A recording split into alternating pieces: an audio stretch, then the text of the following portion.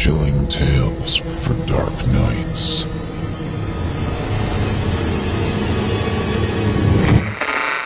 The following program is a production of Chilling Entertainment and the creative team at Chilling Tales for Dark Nights, and a proud member of the Simply Scary Podcasts Network. Visit simplyscarypodcast.com to learn more about this and our other weekly storytelling programs, and become a patron today to show your support and get instant access to our extensive archive of downloadable ad-free tales of terror. Thank you for listening, and enjoy the show. Today's episode of Scary Stories Told in the Dark is brought to you by Shudder.com, the premium streaming video service from AMC Networks. Shudder's got the latest, fastest-growing selection of horror, thriller, and supernatural content in the world. And you know what's even better? Every title featured there was handpicked by people that live and breathe horror just like you and me. At Shudder, you can stream ad-free on all your favorite devices and choose from a number of their exclusive titles, such as Rob Zombie's 31, or Brandon Christensen's Stillborn, or from one of their countless collections, including 30 of the best horror films you won't find on Netflix. For those days when terror of the audio variety isn't enough to satisfy your taste for terror, Shudder's got you covered. Try Shudder, 100% free for 30 days. Go to shudder.com/podcast and use promo code TOLD. That's TOLD. TOLD, to let them know that Otis Gyrie sent you, and spend the next 30 days streaming some of the greatest horror entertainment in the world for free. I'll be back after tonight's first story to tell you a little more about my own experience with Shudder. Until then, stay tuned. The show is about to begin.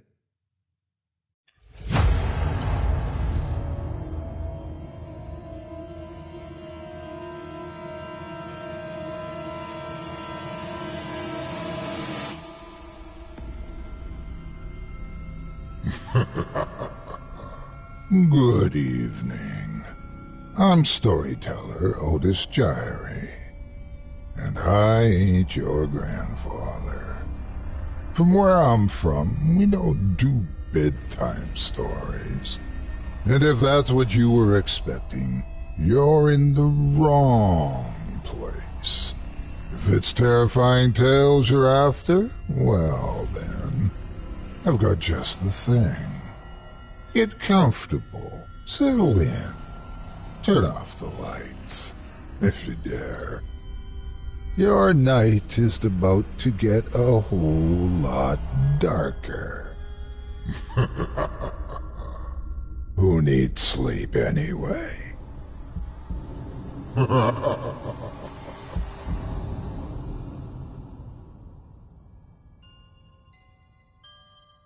Good evening. You're listening to Scary Stories Told in the Dark. Welcome to Season 2, Episode 10. I'm your host, Otis Gyrie. In tonight's episode, I'll be performing 4 stories for you about horrific hunger, phantasmal fiends and friendship, haunted hotels, and the painful side of pleasure. All of them from the cutting room floor of Chilling Tales for Dark Night's newest crowd-funded horror anthology series, live now at Kickstarter.com. Earlier this month, our friends at CTFDN set out to raise funds to produce a single, fully illustrated short horror anthology featuring more than 55 amazing authors. The project, which is being funded through August 1st, 2018, via crowdfunding platform Kickstarter, reached its initial goal in just 10 days, and set its sights afterward on making the single book a series. With 12 days to go, the project was less than $1,000 away from raising enough funds to make a second full book. The campaign's not over yet, however. With your help, we can make this duet of doom a trilogy, and perhaps even a hardcover treasury with more than 100 brand new illustrated stories. And if the second stretch goal is reached, the team at CTFDN will begin allowing submissions from the public. That's right. You'll get your chance to have one of your own tales included. Each book in the series will feature 30 or more original stories from authors such as Candle Cove creator Chris Staub, author of Ted the Caver, Ted Hegeman, Matt Demirsky, Michael Whitehouse, and many more. And every tale will be illustrated in bone-chilling black and white charcoal style by Simply Scary podcast artist David Romero. If you're familiar with the art from Scary Stories Told in the Dark, Romero's twisted depictions will likely make you nostalgic or give you PTSD. David is also the talented gentleman that produced the art for this very show. Tonight's tales are extra special because, as amazing as they were deemed too extreme for the Chilling Tales anthology and are being made available here tonight just for you to thank you all for backing the project. If you haven't already, you can back the project at Kickstarter through August 1st and get your copy of the first collection before Halloween. Links are available on chillingtalesfordarknights.com or on CTFDN's Facebook, Twitter, and Instagram feeds. You're listening to the standard edition of tonight's program, which includes the first two stories. If you'd like to show your support and enjoy an extended version of this and other episodes with twice the terror, visit simplyscarypodcast.com and click Patrons in the upper menu to sign up today. And thank you for your support. It's time to get started, so lock your doors, turn the lights down low, and settle in. The show is about to begin.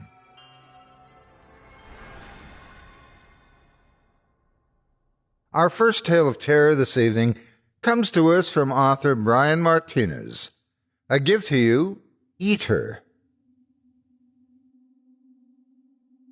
A young woman named Susan had just started a new job that was giving her some trouble. Well, just one part of it, actually. Susan had told herself this one part of her job wouldn't be a big deal. Piece of cake, a walk in the park. After all, they were just people, and she generally liked people. But from the moment she saw, from the very first peek she got from the hallway, she knew the truth she'd been avoiding all along. Susan didn't like the dead bodies. Where in most jobs a fear of dead bodies wouldn't be much of an issue, Susan had just gotten a job at the local funeral home. It was a desk job, mostly, meeting with families to discuss how they wanted their dearly departed to be handled. The correct spellings of their names, which flowers they liked, that sort of thing. The rest was up to the funeral director, Mr. Charleston. Susan liked Mr. Charleston. He was a soft-spoken man who had hired her with no fuss and even less muss. He respected her opinion and left her to do her job without interference, a favor Susan was more than happy to return.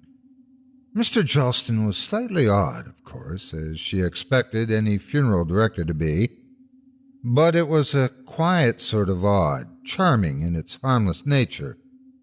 He seemed to prefer solitude to conversation, usually choosing to eat his dinner alone. Susan, on the other hand, enjoyed a bit of conversation, so when there wasn't much to do or she needed to step away from her desk to give her eyes a rest, she sometimes looked in on Mr. Charleston in his office. Only in his office, never the preparation room, as she didn't want cold Thursday evening. "How's it going tonight?" Susan asked Mr. Charleston, who was hunched over a dog-eared medical journal he'd pulled down from his bookshelf. "Well, fine. I think I'll step out for dinner," Mr. Charleston replied. And that was the extent of the conversation. He did, however, as he grabbed his coat from the hook, add one small bit of instruction. "The preparation room is locked. I prefer you not go in there, but if you do, make sure to lock it again." He pointed a well-groomed finger toward the room. "Oh, I doubt I'll need to," Susan replied, not intending to go anywhere near the room with the operating table and the freezer and all those instruments. Mr. Charleston placed his hat on his head as he stepped past her. "Well, I'm sure you won't, but it's important enough to bear mentioning." He paused at the door, as if unsure whether or not to go into further detail. He added, "There's only one client at the moment, Mr. Sato. I'll begin with him when I return." She remembered the delivery a few hours earlier, as well as her conversation with the late Mr. Sato's wife of 36 years the day before. What Susan didn't understand was the reason for Mr. Jolston's mentioning it, as if it made locking the door any more important. Mr. Jolston seemed to notice her confusion, yet he did nothing to clear it up. Leaving well enough alone, he exited the funeral home, no doubt walking to the diner that served his favorite dish.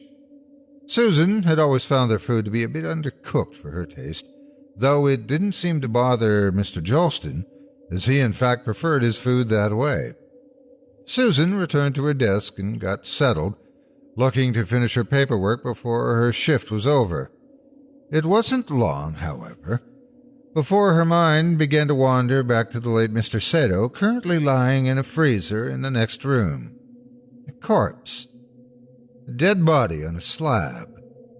She told herself she was being silly, working herself up for nothing, acting like a scared little girl. And yet she couldn't stop thinking about it. She'd been left all alone with it, just her and a slowly decaying dead body. Just one peek at a body had ruined her day, and there were so many days ahead. In that moment, Susan decided something. She decided she liked her job too much to let her fear get in the way. She decided to formally introduce herself to Mr. Sato. If she studied a body, if she acquainted herself with death, so to speak, she could take its power away. Exposure therapy, as the psychiatrist calls it. But she had to be quick before Mr. Jolston came back from his dinner. He was a nice man, but he could still get angry in the right circumstances. There was always a chance he'd come back early from dinner, perhaps having forgotten his wallet, and find her. No more procrastinating, Susan told herself. She went to where the keys were kept, found the key to the preparation room, and let herself in, closing the door behind her. The room was pristine, as she expected it to be, its shelves perfectly lined and organized. The tile floor was spotless. The harsh smell of cleaning chemicals, rising up, stung at Susan's nose, though it was a far better smell than the alternative. Bottles of formaldehyde and other preservatives were at the ready on the long counter against the wall. Next to them, a glass embalming machine with rubber tubes. A quick peek into a few of the drawers revealed bottles of glue, wooden dowels of various sizes, strange spiked cups the size and shape of eye patches, as well as large variety of needles and flesh-toned thread. At the center of the room, above the operating table, a contraption had been mounted to the ceiling. It didn't take too long a look at its 4 long straps dangling above the table for Susan to understand she was looking at a body lift. She imagined a puppet show of dead bodies, their mouths sewn shut and their heads propped up with wooden dowels. Ignoring the shouts inside her head telling her not to, Susan crossed to the freezer's large metal door and opened it. There it was, the top of the corpse's head in front of her. Her heart pounded in her chest. Cold air crept across her skin. Susan shut her eyes, placed her hands on the cold metal drawer, and slid it forward. A long, metallic squeak danced on her nerves. Then Susan opened her eyes. The middle-aged Japanese man in front of her was dead for certain. She could smell him now, the smell of death. The look on his face was more than sleep. It was sunken, relaxed. Nothing inside. Yet she kept expecting his eyes to open, to look up at her from the slab and ask her what she was doing. She stared at his eyelids as if the moment she looked away they would jolt open. But they didn't. The late Mr. Sato had been a handsome man once, a husband of 36 years to a loving wife, an accomplished businessman in the area, and a supporter of so many charities she'd lost count. Susan sighed as she realized how childish she'd been about the simple act of death. The man in front of her deserved her respect, not her fear. He was no monster. He was a good man who led a good life. The sound of a door opening perked up Susan's ear. It was the funeral home's back door, the one that led to the small parking lot. Susan's heart dropped as she realized Mr. Jolston had come back from dinner. If he caught her there, borrowed key in hand, with Mr. Seto's body taken out of the freezer, he would fire her for certain. Her attempt at saving her job would instead have cost it. As her mind raced, not knowing what to do, how to handle the situation, she began to notice the strangest noise coming from the direction of the funeral home's back door. It sounded as if Mr. Jolston was cursing and hitting himself. Violent words and even more violent hits. Susan began to grow worried as the cursing and hitting grew louder, until she made the most unsettling realization. Two of them, in fact. One, it wasn't Mr. Jolston. He always came through the front door. And two, whoever it was, they were coming her way. Susan didn't have time to slide the drawer back and close the freezer. She only had time to hide. The stranger was already turning the handle on the preparation room's door. Susan ran to the closest counter and opened a lower cabinet. There wasn't enough room for her, too many cutting and sawing instruments. The door was opening now. The violent stranger letting himself in. Susan's heart was nearly in her throat as she tried the next cabinet over under the sink, praying for escape. Other than a single pipe leading into the wall, the cabinet beneath the sink was empty. She jumped inside as quickly and as quietly as she could, just as the stranger stepped into the room. She didn't even have time to close the cabinet door all the way. The noise of it shutting would be heard. She held it open barely an inch to keep it from making a sound. As Susan huddled in the dark, damp cabinet, surrounded by the smell of mildew from the water pipe lodged in her back, she listened to the stranger creeping into the room. He was still cursing and spitting, though under his breath now. He sounded angry, disgusted, vile language spewing from his lips. Susan didn't want to look at him, but she had to.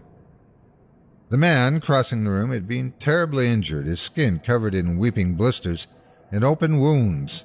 His clothes were little more than torn rags. Susan instantly felt terrible, realizing she'd been hiding from someone who'd been badly hurt, who had wandered into the funeral home confused and in a time of need. She nearly burst out of the cabinet to help the poor man. But then, as the stranger came closer, Susan took a second look. His head was misshapen. The hair growing from it was thin and wispy, like the cobwebs found in an abandoned place. His eyes were deranged, radiating so much anger and disgust.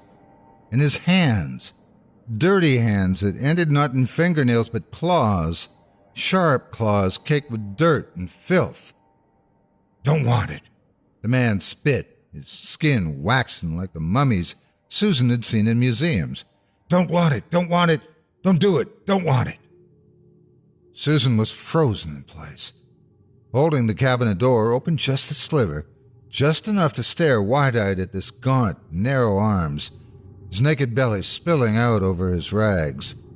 He sniffed the air, his head craning atop a long, thin neck that barely supported it, searching for something, even as he cursed himself for doing so. The vile stranger caught the sight of Mr. Sato. Susan saw a look in his eyes that shook her, like a drug addict seeking a dealer, like a ravenous animal spotting prey. The stranger's eyes didn't just light up, they actually glowed. With no other warning, the ragged stranger suddenly jolted across the room. He closed the distance between him and the late Mr. Sato in seconds, repeating, "Don't do it! Don't want it! Don't do it!" until he fell on the cold corpse. Susan didn't know what to do. She didn't make a sound, didn't move a muscle on her crouched body. No matter how much she told herself to, she couldn't look away. As she watched, the ragged, misshapen man sank his filthy claws into Mr. Sato's stomach. The dead flesh tore open easily. Clotted blood and cold intestines spilled out. Susan stared horrified as the stranger continued to tear and rend the corpse, all the while cursing and spitting, scolding himself not to do it. that he didn't want to do it, that he was disgusting, worthless, nothing. And then the stranger began to eat. Chunks of Mr. Sato were pushed into the stranger's hungry, infected mouth, floppy pieces of liver and kidney sliding between his lips. His sharp, bloody teeth chewed stringy muscle and tendon. They ground on cartilage as his sore, pocked tongue struggled to choke back Mr. Sato's black hair.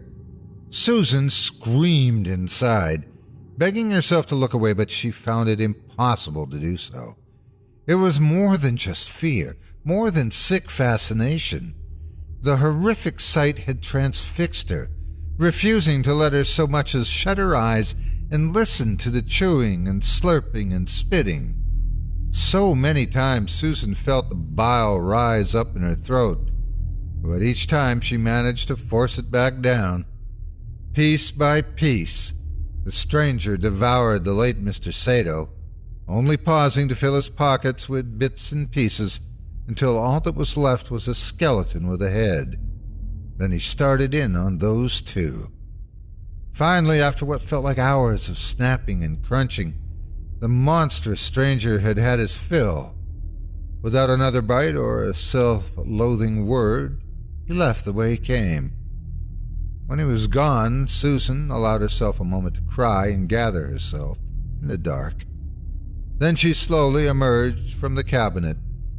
Susan's body was racked with pain from huddling awkwardly for such a long time. She wiped a tear from her eye and took a look at what was left of Mr. Sato. His body was gone, nothing there now but a freezer drawer that never should have been opened. All evidence of the former man had disappeared, even the blood had been licked up. After 36 years of faithful devotion, Mrs. Sato had been left without so much as a finger to mourn. Susan turned away, unable to look at the sight any longer. The stranger's face was now an inch from her own.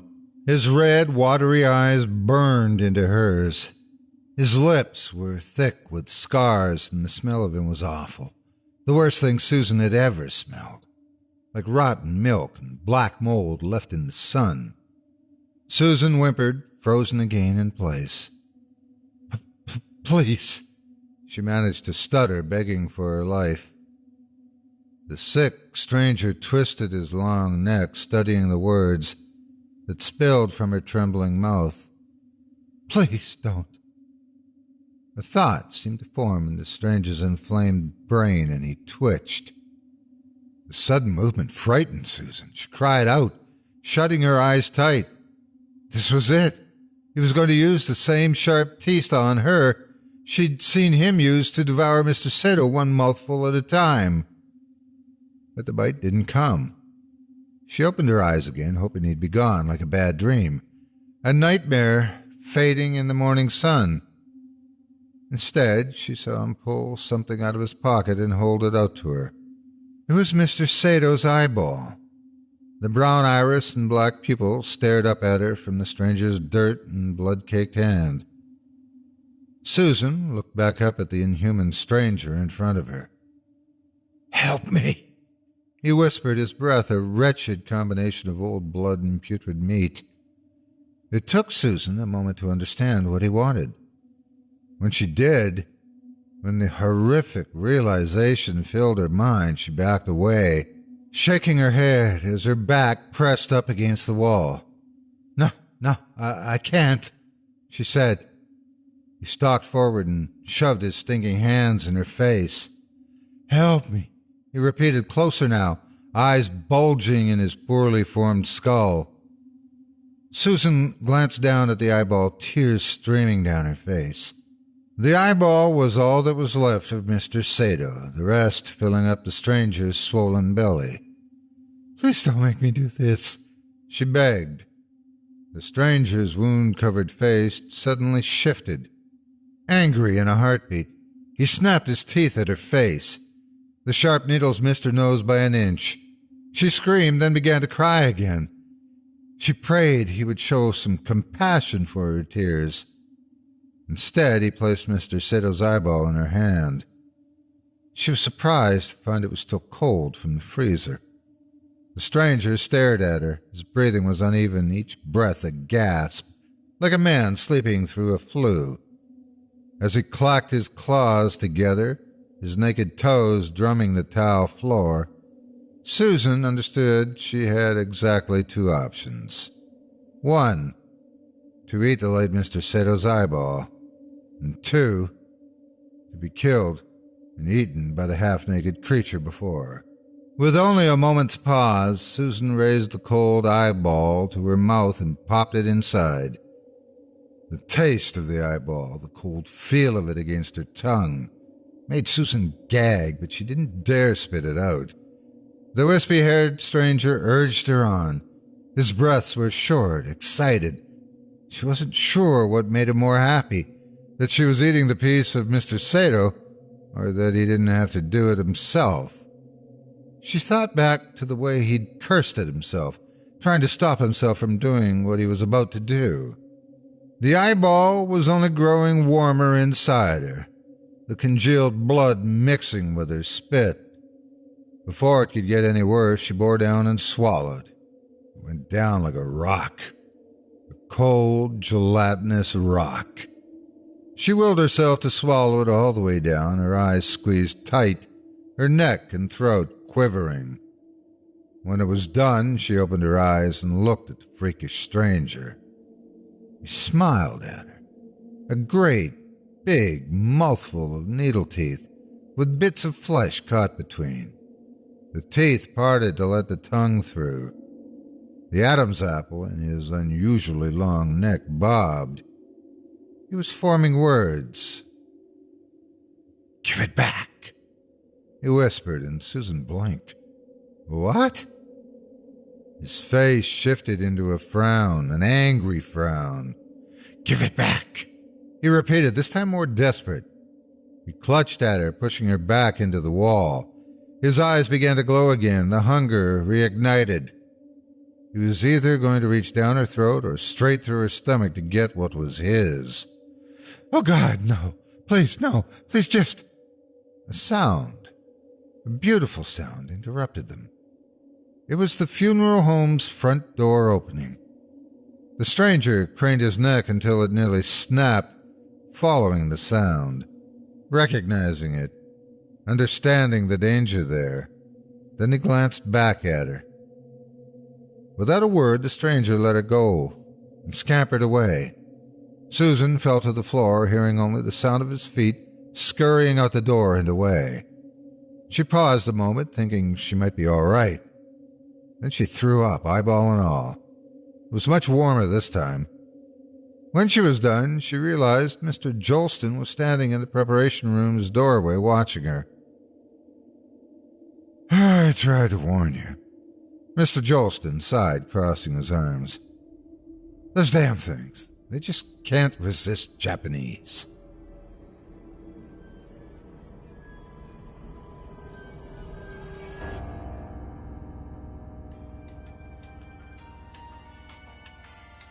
I hope you enjoyed Eater by author Brian Martinez. It appears that sometimes, even if you're dead, you just gotta eat. Speaking of appetites, up next we've got a cautionary tale of carnal consequences from Meagan J. Meehan, which was too nightmarish even for Chilling Tales for Dark Knight's horror anthology. And that's a compliment. But first, I'd like to tell you a bit more about Shudder.com, the only video streaming service for true fans of the fearsome. So what can I say about Shudder? It's the Netflix of horror. You can stream great thrillers, horror, and suspense. Just $4.99 a month or $49.99 a year. And it's got the largest, fastest-growing human-curated selection of thrilling and dangerous entertainment. You get new spine-tingling thrillers, shocking horrors, and edge-of-your-seat suspense added weekly. You'll have unlimited access to stream ad-free on all your favorite devices, be it iPhone, iPad, Apple TV, Xbox One, Fire TV from Amazon, Google Chromecast, Roku, even Android devices. Shudder has a unique collection of exclusive and original films and series, horror classics, and blockbuster hits. And we've got things like Cuso, Mayhem, Downrage, Cold Hell, Stillborn, Sequence Break, 31, And upcoming, Todd and the Book of Pure Evil, Seasons 1 and 2. And that'll hit Shudder on the 26th of July. Now, I don't get a lot of time to watch stuff, listen to stuff, doing everything I got to do here on the podcast and on Chilling Tales for Dark Nights and my own YouTube channel. But I did get a chance to look at Rob Zombie's 31. And yeah, I like it. It's good. Driving through the Southwest on Halloween night, Charlie and her canny crew, they're attacked and brought to a factory where evil aristocrat Malcolm McDowell announces they'll be hunted by a series of killer clowns, including the unstoppable Doomhead. Yeah, that deathmatch sounds kind of a bit like the most dangerous game from the 30s to the Hunger Games, but Rob Zombie, he's got his own take, and the subgenre naturally receives its most unrelentingly gruesome interpretation. It's a Shudder classic, an exclusive. Don't forget, you can get 30 days of Shudder totally free by using promo code TOLD. Just visit Shudder.com. That's SHUDDER.com/podcast and enter the word TOLD. And start enjoying hundreds of horror, thriller, and supernatural films and made-for-TV series today. Now, we've got another terrifying tale for you, so grab your safety blanket and snuggle up. Things are about to get spooky.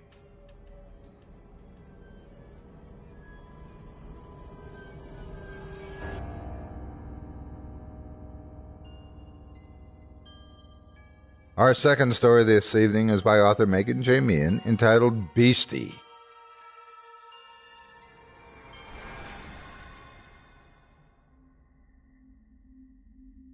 Matt Brewer was a bad kid. There's something wrong with him kind of kid. People were afraid of him, and that's just how he liked it. As a child, his behavior had been off-putting, but not by intention. Matt simply acted out the urges to kick and scream and bite and punch that he wasn't able to control nor contain. When he was 5, he got banned from the playground for pushing other children down and causing a dozen scraped knees in 2 weeks. When he was 7, he had nearly drowned his young neighbor in the pool after an argument over a float. That had been his first and last invitation to a birthday party. He had not done these things knowing they'd unsettle the adults. He had done them purely on impulse, instinct. Yet, as he got older, he started to cultivate his image as a weirdo, a creep. He liked keeping people at bay. Making others uncomfortable was the ultimate power rush. Matt supposed that there was probably something wrong with him. Other kids, even the tough-talking jocks, didn't delight at shooting squirrels with BB guns and lacing bread with poison just to watch pigeons suffer through death throes. Those were hobbies that Matt savored alone. He didn't care for others. He had no friends, and that's how he liked it. People irritated him. Once, when he was 10, his mother had finally given in to peer pressure and attempted to force a friendship upon him with Fred, the awkward, gangly grandson of her portly co-worker, Barbara. Both boys were close to the same age, and both were misfits, so the adults naturally assumed they were kindred spirits who would obviously become fast friends. They assumed wrong. Matt and Fred had been left alone one sunny afternoon. The play date started out in the overgrown backyard of Fred's ramshackle house, but quickly led to both boys sneaking off into the woods after Matt suggested that it would be fun to go digging for worms to put inside the refrigerator. He giggled, just imagining the horrified screams of Fred's granny when she opened the fridge and discovered the withering, muddy mess of worms stocked upon the shelves. Fred had simply gone along with the plan. He was almost catatonically agreeable, but Matt still regarded him as an annoying third wheel. He couldn't walk briskly through the foliage and said he disliked nature. He also mentioned being unable to swim. And so, when they got to a rocky stream, Matt hadn't been able to resist pushing Fred into the water. He had landed with a hard splash, and Matt giggled wildly as he watched the other boy flail about, shrieking. When Fred finally managed to stand up, he was sobbing and stuttering and seemingly trying to cuss Matt out. "You're a jerk," Fred managed to utter before he looked down and saw nearly a dozen leeches stuck on his legs. The sight sent him into a gale of hysterics. He stomped through the woods so frantically that he fell and shattered his ankle with an audible snap. He lay there, hoarse from screaming and crying, with his ankle bent unnaturally to one side and the leeches sucking away at his pale legs. Pathetically, he begged Matt to help him. "I bet you're sorry you called me a jerk now," Matt stated calmly as he walked away. Ignoring Fred's pleas for help, Matt spent the next 2 hours collecting the fattest, juiciest earthworms he could find. He then returned to Fred's house and put them in the fridge. He laughed uproariously when Barbara woke from her nap and opened the fridge and screamed like all the demons in hell were after her. Matt had snickered until his sides hurt and then ran 2 blocks home before he was spotted. It was at least 3 hours before anyone inquired about Fred's whereabouts. Barbara called Matt's mother at 8 p.m., and Matt confessed that they had gotten into an argument and he left him in the woods earlier in the afternoon. He failed to mention anything about the leeches or the broken ankle. The adults discovered those realities when they found Fred babbling and bloody at the edge of the woods. He had to be taken to the hospital. The police chief had come around to Matt's house, but Matt denied any involvement in the injury. "It was okay when I left him," Matt insisted, and the police left. No one could prove otherwise, and besides, he was only 10. They couldn't send a minor up the river.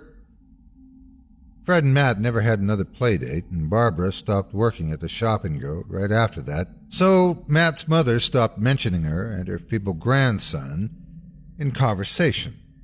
In truth, Mildred Brewer never said much, period. She was a quiet woman who spent most of her life stocking shelves and tending to her garden.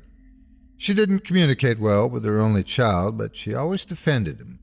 She also defended her husband. Local gossip said he ran off with a carny. Mildred said he had been the victim of a kidnapping. Either way, he was out of the picture. As he got older, Matt was left alone more as his single mother worked longer hours. Matt supposed that was because she preferred the store to being home alone with him. By 14, he had been banned from the local pool, forbidden from entering the ice cream parlor, and removed from school. Mildred said he was being persecuted, which was arguably true. After all, he never did anything overtly violent. The lifeguards couldn't prove he unhooked Carrie Lindley's top in the crowded waiting pool. The ice cream man couldn't confirm he'd thrown the dead rats under the tables. The fidgety school principal couldn't even cite a specific reason to bar him, except to say that he didn't seem to get along with the other students and freely offered him the online class option. Matt readily accepted it. He liked the solitude of the internet. The internet had, in fact, opened many doors for Matt. He discovered BDSM and rape fantasy websites. They changed his life. The idea of having such power, such control over a helpless female was more enticing and exciting than anything he had ever imagined. Sometimes, on his rare excursions into town, he'd spot some limber little peer and stare fixedly at her. Carrie Lindley was his primary target of untoward affection, and it was she who had fanned the flames of his addicted desire. "Oh, you're such a beast," she sneered at him whilst pushing past him at the Memorial Day parade. Yes, a beast. Matt liked the sound of that. He even started creating misshapen figures, beasties, out of clay. One day he decided he would become a serial killer and leave a grotesque figurine with the body of each victim. That goal gave him something to look forward to. Matt also looked forward to seeing Carrie. He knew just how to make her notice him. She liked animals and volunteered at a local wildlife rescue center. If he caught a bird and then broke its wing, he could call the rescue when she was on duty and say that he had found it and was trying to help it. When she came to get it, he would lure her into his house. He would give her cake and a drink laced with his mother's sleeping pills. Carrie would doze off, and he would be able to cop a feel. He wouldn't have sex with her. He knew all about DNA evidence. But she wouldn't be able to prove anything if he merely fondled her. Besides, he was only 14. It's not like they were going to try him as an adult. And so, one warm June day, Matt descended into the woods with his slingshot and a few rocks. He would catch a bird and injure it, but not kill it. For this hunt, he needed live bait. Matt expected to secure a feathered victim within 10 minutes, but the forest was oddly silent. He walked in deeper and deeper, mindful of how easy it would be to lose his sense of direction. Suddenly, he heard an inhuman roar followed by the rhythmic sound of thuds and breaking branches. For the first time in his life, Matt felt fear as something heavy slammed into the back of his head. He fell to the ground and blacked out. The next thing he knew, sharp claws were pawing at him, tearing his clothes to shreds and slicing into his skin. Matt screamed in pain and looked up to see a huge, hairy, red-eyed and horribly menacing creature staring down at him. Matt whimpered and tried to back away, but his aching head and throbbing body refused to budge. Then the creature roughly grabbed him by the neck and swung him upwards, seemingly snickering at his dismay. Matt stared into the creature's bright, unblinking eyes and registered both intelligence and an absolute lack of emotion. He hoped it would simply bite his head off and end his agony and humiliation quickly, but instead it threw him over its shoulder and carried him back to its cave. The creature didn't devour Matt. Instead, it tied him up with leafy vines and left him lying naked on a filthy bed of leaves. Occasionally it would beat him with a sharpened stick until he cried out. After what seemed like forever, his cries attracted the attention of another beast, who entered into the cave to gawk and grunt at him, and when its back was turned, Matt's tormentor bit into its neck, ripping up the jugular and splashing Matt with hot, gooey blood. Matt's kidnapper devoured its cannibalized victim and made a nest out of its bones in the dark recesses of the cave. Occasionally it threw Matt raw scraps of meat, which he desperately devoured. And so it went on, time and time again, inhuman victim after inhuman victim, all dispatched after being lured by Matt's presence. Days turned into months, and months turned into years. Matt's fate was sealed. He was the Beastie's bait.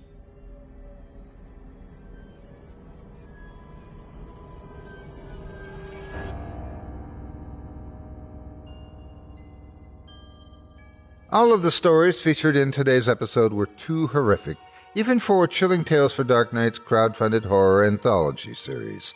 To see what you've been missing, and to pledge your support to make the book a reality, visit chillingtalesfordarknights.com and click the Kickstarter banner on the main page, or follow them on social media for more information about how you can help bring their nightmare to life and get your copy of the first book by Halloween. Thanks again to today's sponsor, Shudder.com, for their support of this show. Don't forget, as a listener, you can get 30 days of Shudder totally free by using promo code TOLD. That's TOLD. Once more, just visit Shudder.com. That's SHUDDER.com/podcast and enter the word TOLD to let them know that Otis Gyrie sent you.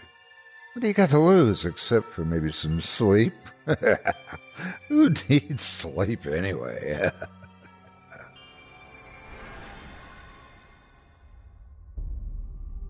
Thanks for listening.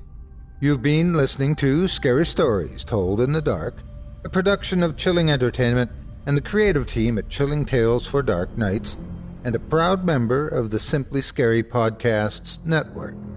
Visit simplyscarypodcast.com today to learn more about our network and our other amazing storytelling programs. Tonight's program was hosted, and its featured stories performed by yours truly, Otis Gyrie. Selected stories have been adapted with the kind permission of their respective authors. Original music provided by Luke Hodgkinson and Jesse Cornett. Sound design and final mixing and mastering provided by executive producer and director Craig Groshek. Program's artwork and logo by David Romero. If you're looking for some fresh tales on a daily basis while waiting for the next podcast, check out my YouTube channel, the Otis Jiry channel, and my extensive collection of narrated tales there. Simply search on YouTube by my name, and you'll find me. And don't forget to subscribe and press the bell notification icon to get my latest releases. Got a scary tale of your own that you'd like performed? I take submissions. Email it to me today at otis@simplyscarypodcast.com to have your terrifying tome considered for production in a future episode of this show. That's OTIS@simplyscarypodcast.com. If you've enjoyed what you heard on tonight's program and are joining us on your favorite podcast app, subscribe to us to be sure you never miss an episode, and leave a 5-star review and a comment. Your feedback means a lot to me. You can also follow Chilling Tales for Dark Nights and yours truly on Facebook to connect anytime and get the latest updates on this and other programs and my channel. If you're listening on the Chilling Tales for Dark Nights YouTube channel, do us a favor and hit the subscribe button and the bell notification icon for CTFDN as well to get more spooky tales from me and the crew and another episode of this program each and every Wednesday. And don't forget to hit that thumbs up button to tell us how we're doing and leave a kind word or a request. And don't forget to visit us at chillingtalesfordarknights.com and consider supporting the team by becoming a patron. In addition to helping us out, you'll get exclusive access to our audio archive and ad-free downloads of all your favorite stories, including those you've heard on this program. As for me, I'll be back next Wednesday with more terrifying tales to keep you up all night. But that's all right. Who needs sleep anyway?